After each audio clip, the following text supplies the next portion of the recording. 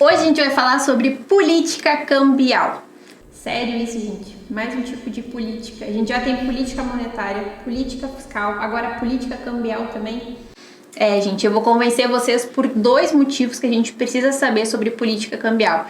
Primeiro, para que ela serve, o que ela interfere na nossa vida, quem são, onde vivem, como sobrevivem. E o segundo motivo é que é assunto de prova da certificação financeira.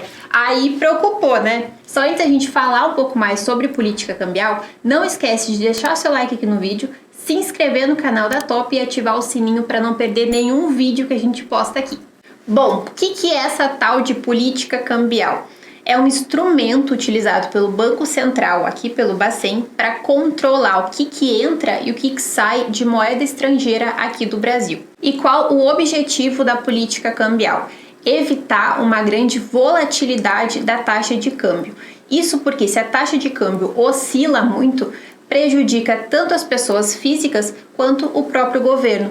Isso porque a taxa de câmbio está diretamente relacionada com as importações, o que vem de fora e entra no Brasil, assim como as exportações, o que a gente manda para o exterior. Além disso, a nossa dívida nacional aqui e também a dívida de algumas empresas são lastreadas em dólar. A gente tem alguns tipos de regimes que regem a política cambial. São eles: política cambial flutuante, fixa e híbrida.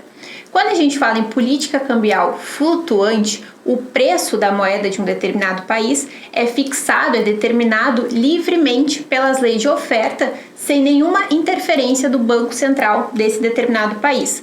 É muito utilizada essa política cambial em países desenvolvidos, como por exemplo, Estados Unidos, Inglaterra, entre outros. Quando a gente fala em política cambial fixa, o valor da moeda já é fixo. A China é um exemplo disso. Aqui, o Banco Central desse país, ele compra toda a oferta ou toda a demanda que tem no mercado para evitar uma oscilação do valor da moeda, ou seja, para evitar uma oscilação da taxa cambial. E a gente tem ainda o regime híbrido, que é uma mistura do regime flutuante com o regime fixo. O que acontece aqui? A gente tem uma interferência do Banco Central, mas ela é um pouco menor do que a fixa. Vai ser estabelecido um valor máximo e um valor mínimo, e o valor da moeda pode oscilar dentro desse valor, desse teto estabelecido e desse mínimo aqui estabelecido. Então a moeda pode oscilar livremente, porém dentro desse limite aqui estabelecido. E aqui no Brasil, que tipo de política cambial a gente utiliza? A gente tem aqui a chamada política cambial flutuante suja. Mas por que suja? Porque o Bacen aqui, ele atua comprando e vendendo moeda estrangeira de acordo com a variação dessa moeda. Mas como que o Bacen compra ou vende então moeda estrangeira, como por exemplo o dólar?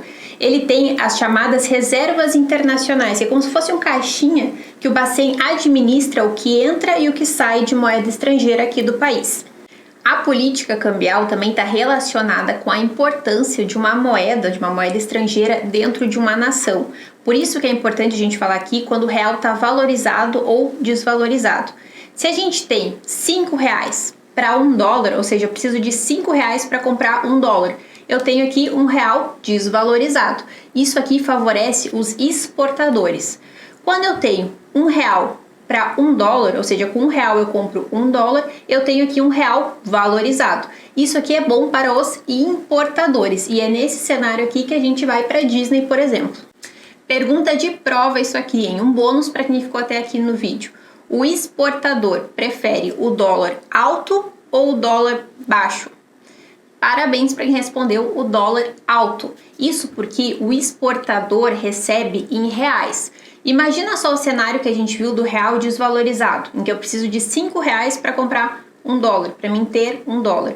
Como o exportador recebe em reais, ele para converter em reais vai ter que multiplicar o dólar vezes 5 para converter em reais, que é a forma que ele recebe. Só nesses minutinhos aqui que a gente conversou já dá para tirar um monte de questões que podem cair na sua prova. E além de política cambial, tem vários outros assuntos importantíssimos que você precisa saber para a sua prova de certificação. E a Top Invest te ajuda a alcançar o seu objetivo. Então, se você ainda não é aluno, clica aqui no link aqui embaixo e faça seu teste grátis de 7 dias totalmente gratuitos. Isso para você testar a nossa plataforma e a nossa metodologia. Eu tenho certeza que você não vai se arrepender. Então, eu te vejo na área do aluno.